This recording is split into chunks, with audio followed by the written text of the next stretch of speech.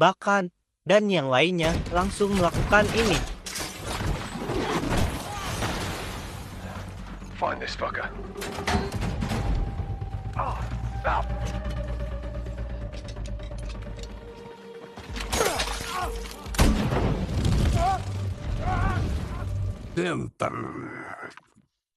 Di awal cerita, kita diperkenalkan dengan seorang bernama Michael Mason.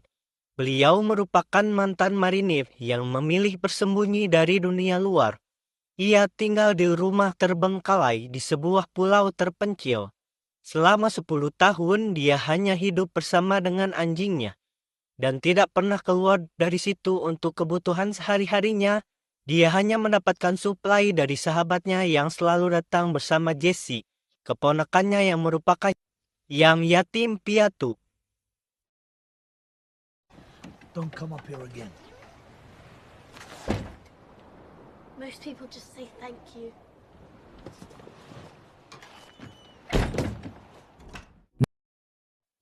Namun saat Jesse dan pamannya hendak pulang, insting Mason yang sangat tajam merasakan ada sesuatu yang berbahaya.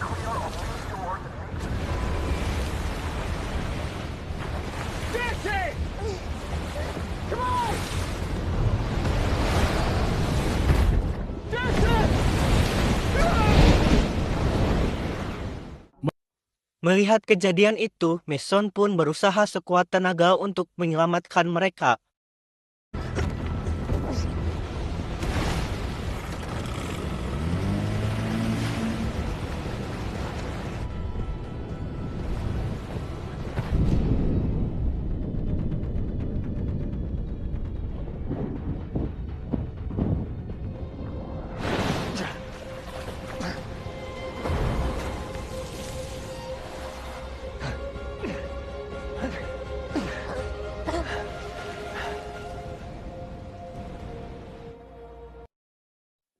Sayangnya Mason hanya bisa menyelamatkan satu nyawa, yaitu Jesse.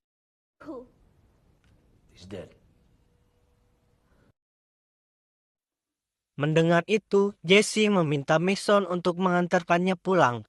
Namun, Mason menolaknya karena tahu betul bahwa sekarang Jesse tidak punya siapa-siapa lagi. Sayangnya, kaki Jesse ternyata terkena tetanus saat kapalnya karam, sehingga Mason pun harus ke kota membeli obat di apotek nurani cabang Yuku.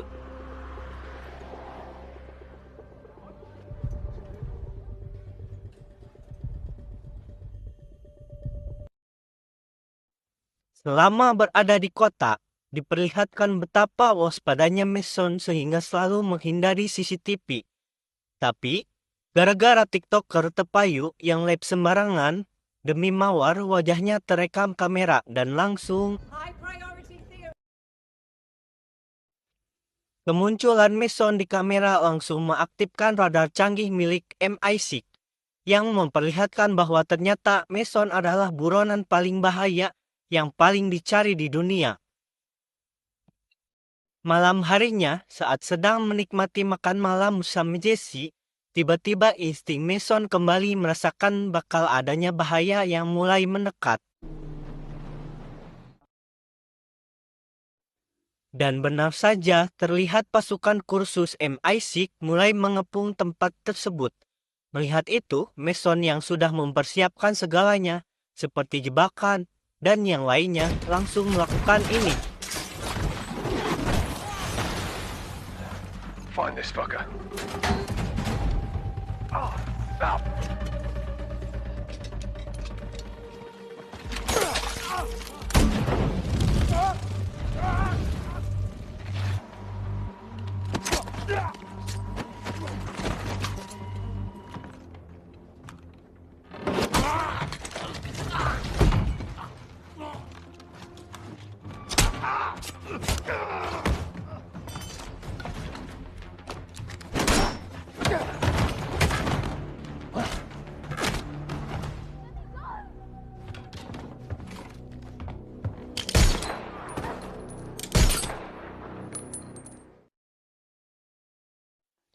Dan itu dia, bukan Om Mason namanya kalau tidak mempersiapkan dirinya di jauh-jauh hari.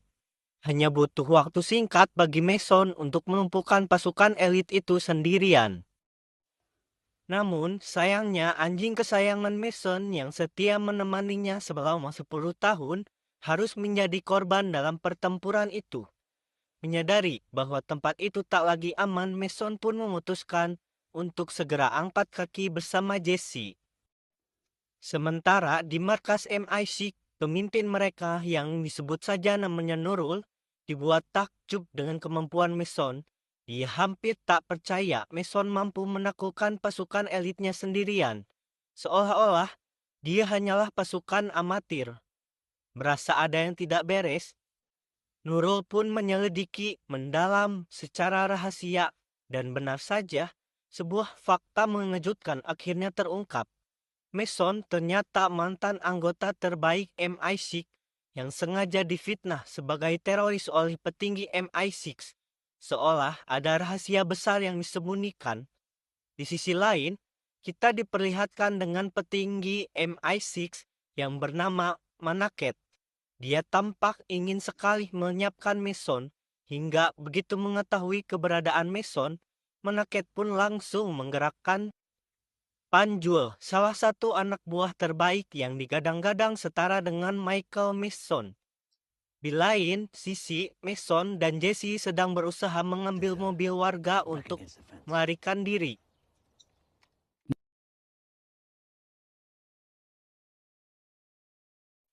Namun, pada saat Mason sedang mencuri kunci mobil,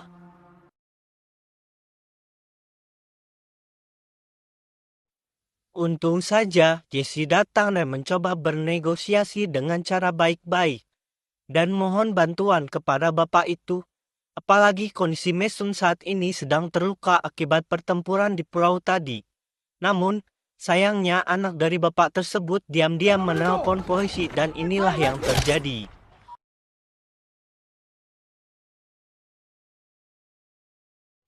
Rupanya ini adalah ulah si Panjul yang sudah melacak keberadaan mereka. Di tengah kekacauan itu, Mason pun segera mencari cara untuk kabur dari sana.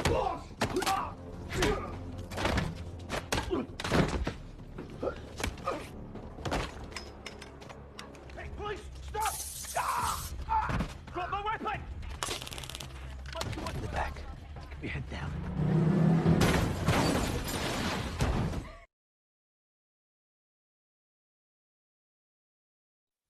Meski Mason berhasil melarikan diri dengan mengenakan mobil polisi, tapi si Panjul tidak menyerah begitu saja. Dia langsung gaspol untuk mengejar Mason.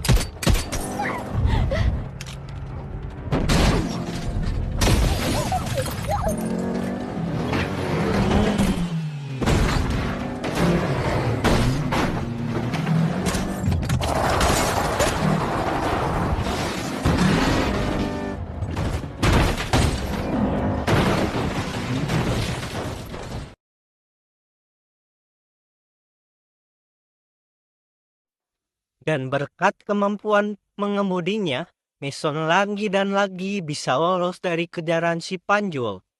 Sementara itu, di markas MI6, Nurul yang curiga adanya keterlibatan Panjul langsung meminta penjelasan si Manaket. Apa yang sebenarnya terjadi? Dengan santainya, Manaket mengungkapkan fakta bahwa 20 tahun yang lalu, dia membentuk pasukan elit khusus membunuh. Dan Mason adalah satu-satunya orang yang memenuhi standar taktik di antara yang lain. Namun, semuanya berubah saat Mason melanggar perintah Manaket untuk membantai habis rekan-rekannya sendiri yang dirasa tidak berguna. Akan tetapi, karena masih memiliki hati nurani, Mason memilih memasukkan kematian dan mengasingkan diri seperti di awal cerita tadi. Dan itulah alasan mengapa Manaket sangat ingin melenyapkannya. Di sisi lain, Mason membawa Jesse menemui sahabat lamanya, seorang mantan programmer jenius MI6 bernama Sidayat. Dia adalah orang yang membuat program radar canggih MI6, sekaligus membantu Mason memasukkan kematiannya. Tujuan Mason menemuinya adalah untuk menitipkan Jesse, tapi ternyata Sidayat sedang berjuang melawan kanker dan hanya punya waktu kurang dari 1 tahun lagi. Di tengah perbincangan itu, tiba-tiba Mason kembali merasakan adanya bahaya. Bentar ah, capek, duduk dulu. Lanjut.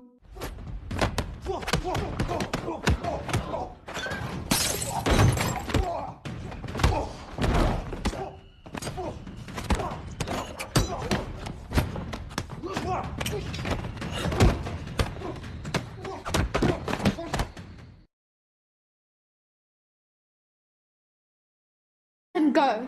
Dan ketika Mason hampir kalah,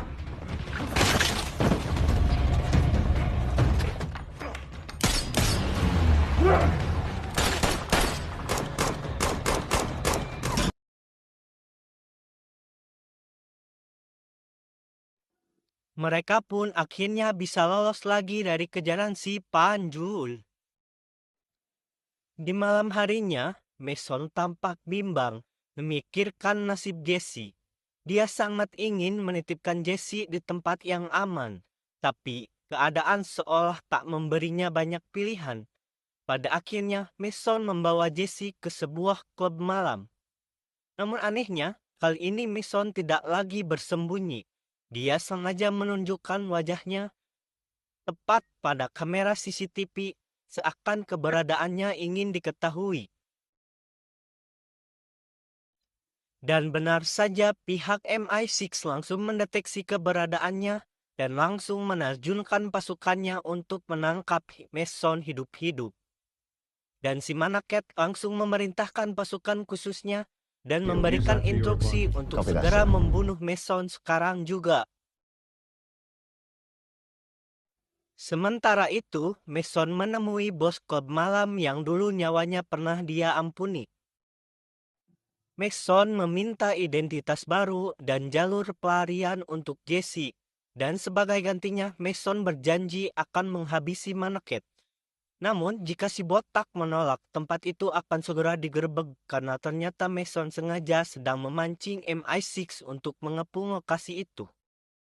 Si botak akhirnya terpaksa menuruti kemauan Mason. Just make sure you finish what you started.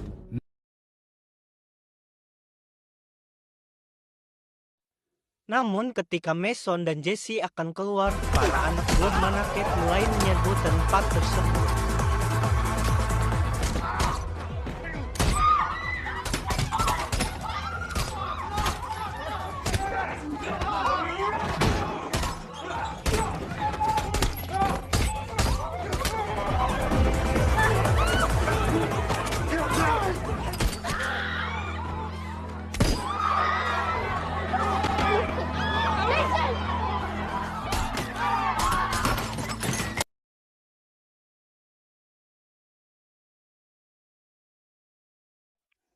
Di tengah keributan, Jesse pun tertangkap oleh anak buah si Aki Manaket.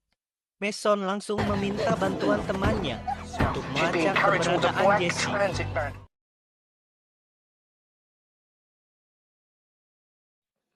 Dan ketika Mason menemukan keberadaannya, Mason pun langsung beraksi.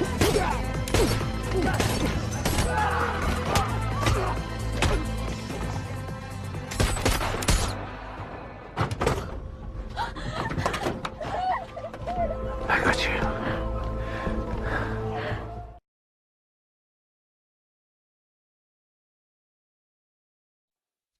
Mason pun berhasil menyelamatkan Jesse. Dengan motor NMAX yang entah punya siapa, Mason langsung mengantarkan Jesse ke pelabuhan.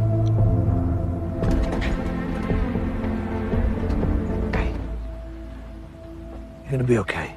It's your right.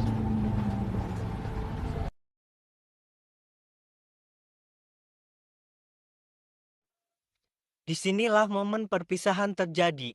Tidak mau berpisah, Jesse pun mengajak Mason untuk ikut dengannya. Namun Mason sadar bahwa Jesse punya kesempatan untuk hidup aman, sedangkan Mason tidak, karena MI6 akan terus mengikutinya sampai dia mati. Meskipun Jesse terus memohon, Mason pun terpaksa melakukan ini.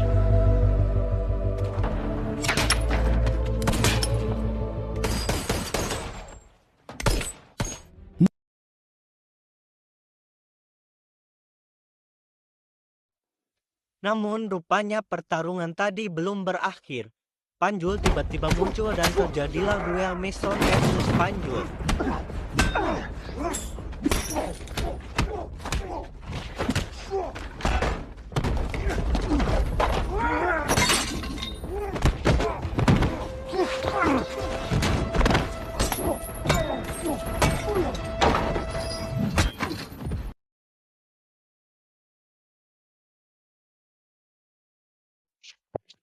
Beberapa hari kemudian, si Akimanaket lagi santai di rumahnya dan merasa aman karena penjagaan yang selalu melindunginya.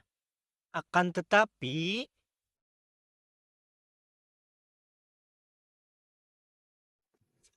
si Akimanaket kaget karena Mason tiba-tiba ada di rumahnya dan berdiri tepat di hadapannya.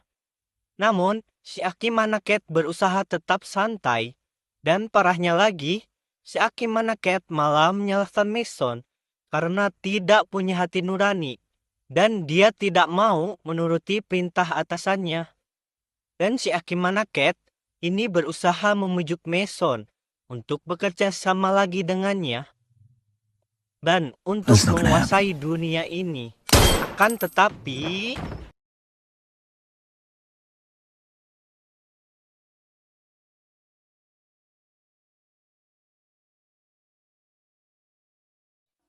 di akhir film, Nurul yang ternyata sedang memantau Jesse dari jauh. Namun, setelah melihat Jesse, dia sadar bahwa Jesse tidak terlihat macam-macam. Melihat itu, Nurul pun menutup laporannya dan membiarkan mereka bebas dari radar MI6 selamanya. It's him. Your friend said this was for you. Dan film pun selesai tamat. Where is he? He was there a moment ago.